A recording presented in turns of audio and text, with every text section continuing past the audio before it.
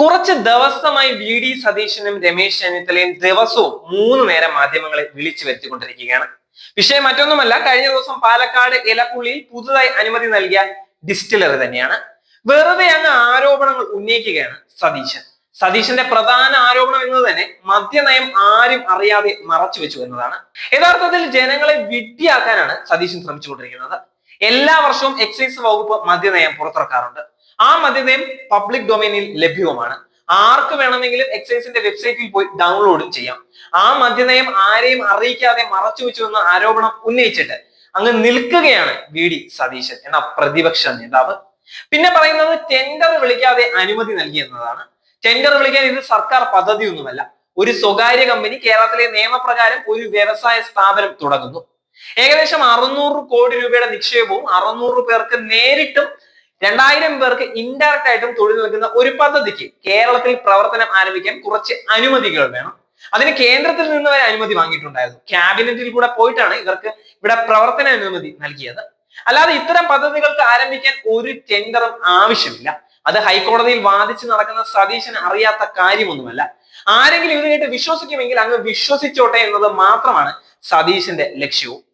പിന്നെയാണ് പറയുന്നത് ഏറ്റവും രസം, കേരളത്തിലേക്ക് മദ്യം ഒഴുകും എന്നത്. ഇന്ത്യയിൽ മദ്യനിരോധനമുള്ള ഒരു സംസ്ഥാനത്ത് പ്രവർത്തിക്കുന്നത് നിരവധി മദ്യനിർമ്മാണശാലകളാണ്. അതായത് മദ്യം നിർമ്മിക്കുന്ന സ്ഥലവും അവിടുത്തെ മദ്യ ഉപഭോഗവുമായി തമ്മിൽ ഒരു ബന്ധവുമില്ല.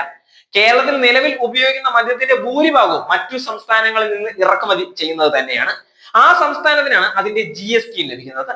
കേരളത്തിൽ നിർമ്മിക്കുകയാണെങ്കിൽ GST, ആളുകളുടെ ശമ്പളം തുടങ്ങിയ എല്ലാ കാര്യങ്ങളും ഇവിടെ തന്നെ ലഭിക്കും. അല്ലാതെ കൂടുതൽ മദ്യമൊന്നും ഒരിക്കലും ഒഴുകാൻ പോകുന്നില്ല. ഇതൊക്കെ തിരിച്ചു ഒരു ചോദ്യമായി പോലും നേരിടേണ്ടി വരില്ല എന്നുള്ള ധൈര്യത്തിൽ തന്നെയാണ് ഇങ്ങനെ സതീശൻ ഓരോന്ന് വിളിച്ച് പറഞ്ഞുകൊണ്ടിരിക്കുന്നത്. കേരളത്തിൽ മദ്യോത്പാദനം തുടങ്ങിയാൽ കർണാടകയിൽ കോൺഗ്രസ് നേതാക്കൾ നടത്തുന്ന ഡിസ്റ്റിലറുകൾ പൂട്ടിപ്പോകില്ലേ? കേരളയിൽ വരാതിരിക്കാൻ ബാംഗ്ലൂരിലെ IT കമ്പനികളിൽ നിന്ന് കോടിക്കണക്കിന് രൂപ വി ഡി സതീശൻ കോഴ വാങ്ങിയെന്ന് അൻവർ പറഞ്ഞപ്പോൾ എല്ലാവരും വായും പൊളിച്ചു നിന്നില്ലേ? ഇതും അതുപോലെ ഒരു സംഗതി തന്നെയാണ്. കർണാടകത്തിൽ ഉൽപ്പാദിപ്പിക്കുന്ന മദ്യത്തിന്റെ പ്രധാന വിപണി കേരളമാണ്. ഇവിടെ ചെലവാകുന്ന മദ്യം നാം ഇവിടെ തന്നെ ഉൽപ്പാദിച്ചാൽ എന്തുമാത്രം തൊഴിൽ ഇവിടെയുള്ള ജനങ്ങൾക്ക് കൊടുക്കാൻ സാധിക്കും. പ്രതിപക്ഷത്തിന്റെ നിഷേധാത്മക രാഷ്ട്രീയ ജൽപ്പനങ്ങൾക്ക് ചെവി കൊടുക്കാതിരിക്കുക എന്നത് മാത്രമേ ഇപ്പോൾ തൽക്കാലം നമുക്ക് ചെയ്യാൻ സാധിക്കുകയുള്ളൂ. കേരളത്തിലെ ജനങ്ങൾക്ക് മറ്റു സംസ്ഥാനങ്ങളിലെ ബ്ലൂവറിയിൽ ഉണ്ടാക്കുന്ന മദ്യം വാങ്ങിക്കൊണ്ടുവന്ന് വിതരണം നടത്താം. സ്വന്തം സംസ്ഥാനത്തിലെ ബ്ലൂവറിയിൽ നിന്നുണ്ടാക്കി അതുവഴി സംസ്ഥാനത്തിന് നികുതിയും തൊഴിലും പണവും ലഭ്യമാക്കുന്ന പദ്ധതി വരാൻ ഒരിക്കലും പാടില്ല.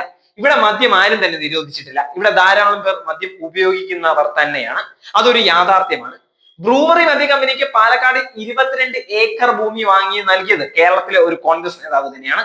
കോൺഗ്രസ് നേതാവ് ഇടനിലക്കാരനിൽ നിന്ന് 5 പേരിൽ നിന്ന് 22 ഏക്കർ ഭൂമിയാണ് കമ്പനിക്ക് വാങ്ങി നൽകിയിട്ടുണ്ടായിരുന്നത്.